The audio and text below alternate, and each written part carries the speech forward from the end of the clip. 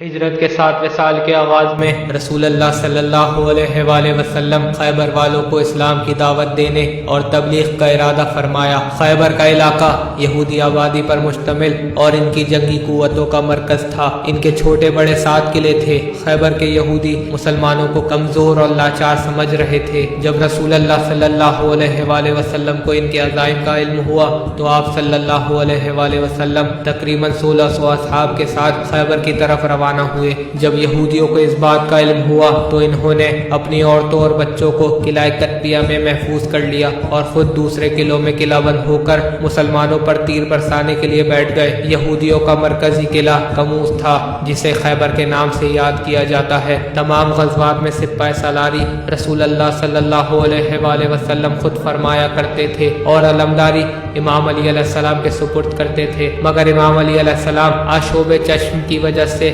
آپ صلی اللہ علیہ وآلہ وسلم کے ساتھ نہ آ سکے، اسی لیے رسول اللہ صلی اللہ علیہ وآلہ وسلم نے علم کچھ اصحاب کے حوالے کر دیا۔ جب آپ صلی اللہ علیہ وآلہ وسلم خیبر پہنچے تو خیبر والے اپنے قلعے پر کھڑے ہو کر زور زور سے ہنسنے لگے اور کہنے لگے، اے محمد، یہ مٹھی بھر لوگ لے کر یہ قلعہ فتح کرنے آئے ہو؟ یہ کہہ کر سب زور زور سے ہنسنے لگے اور کہہ رہے تھے، کیا تم لوگ مرحب اور حارث کی تلوار سے ناواقف ہو؟ اللہ کے رسول نے فرمایا، اے نادان لوگوں، اپنی جھوٹی طاقت پر غرور کرنے والوں، جان لو یہ قلعہ ہم 40 دن میں فتح کر لیں گے۔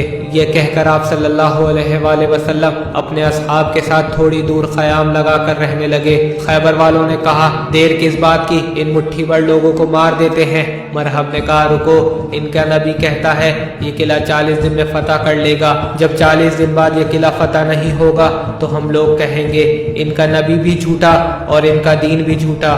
بس روز کچھ اصحاب علم اٹھا کر جاتے اور جیسے ہی قلعے کے قریب پہنچتے تو سپاہی کہتے، رکو، مرحب آتا ہے، تو وہ سب ڈر کر بھاگ جاتے اور یہودی مسلمانوں پر ہنستے۔ مسلمانوں کی مسلسل ناکامی کی صورتحال جاری تھی۔ مسلمانوں کے پاس جو کچھ کھانے پینے کا تھا سب ختم ہو گیا تھا۔ مسلمان بھوک پیاس سے تڑپ رہے تھے۔ رسول اللہ صلی اللہ علیہ وآلہ وسلم نے فرمایا، گھبراؤ نہیں، یہ جنگ کی آخری شب ہے۔ اب میں کل علم اس کو دوں گا جو کرار ہوگا، غیر فرار ہوگا، خدا اور رسول کو دوست رکھتا ہوگا۔ اگلے ہی دن صبح سے اصحاب رسول خدا کے پاس جمع ہونے لگے۔ ہر ایک اس امید میں تھا کہ علم اسے ملے گا، مگر اللہ کے نبی نے امام علی علیہ السلام کو بلوایا۔ امام علی علیہ السلام آئے۔ آپ صلی اللہ علیہ وآلہ وسلم نے امام علی علیہ السلام کی آنکھوں میں اپنا لعاب دہن لگایا اور فرمایا، پالنے والے، علی کی مدد اور نصرت فرما۔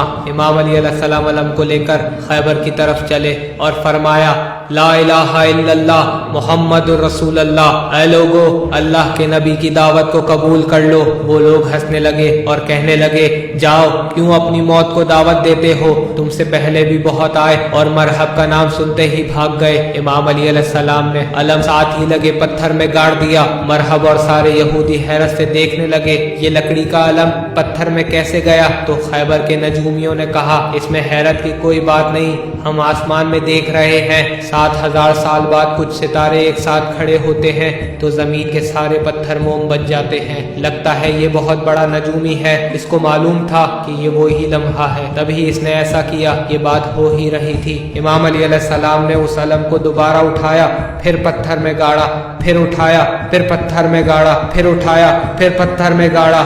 مرحب پوچھنے لگا، یہ کیا ماجرا ہے؟ وہ نجومی کہنے لگے، یہ بات ہماری سمجھ سے باہر ہے، جیسے ہی یہ علم اٹھاتا اور گاڑتا ہے یہ سارے ستارے حرکت میں آنے لگتے ہیں، ایسا لگتا ہے یہ ستاروں کو نہیں بلکہ ستارے اس کو دیکھ کر چل رہے ہیں۔ مرحب غصے میں آ کر کھڑا ہو گیا اور لڑنے جانے لگا۔ حارث آگے بڑھا اور کہنے لگا، تم تکلیف نہ کرو، میں اسے مار دوں گا۔ یہ کہہ کر حارث میدان میں آیا، امام علی علیہ السلام پر وار کیا۔ امام علی علیہ السلام نے وار کو روکا اور اسے ایک ہی وار میں واصل جہنم کر دیا۔ مسلمان خوشی سے جھوم اٹھے اور اللہ اکبر کہنے لگے۔ مرحب کو غصہ آیا اور قلعے سے باہر آ کر کہنے لگا، میری ماں نے میرا نام مرحب رکھا، یعنی کبھی نہ مرنے والا۔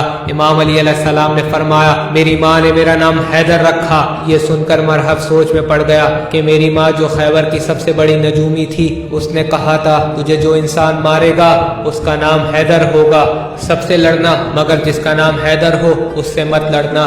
یہ سوچ ہی رہا تھا کہ قلعے کے یہودی شور مچانے لگے، مرحب اسے مار دو۔ مرحب نے جوش میں آ کر اپنی تلوار نکالی اور بولا مرد ہو تو لڑو، اور امام علی علیہ السلام پر وار کر دیا۔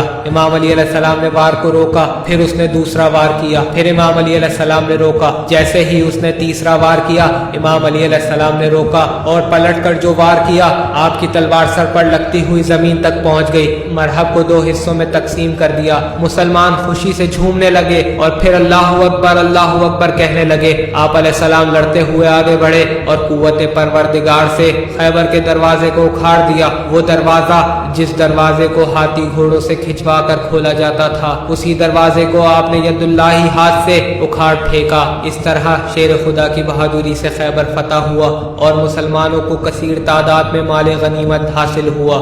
یہ جنگ 24 رجب کو فتح ہوئی۔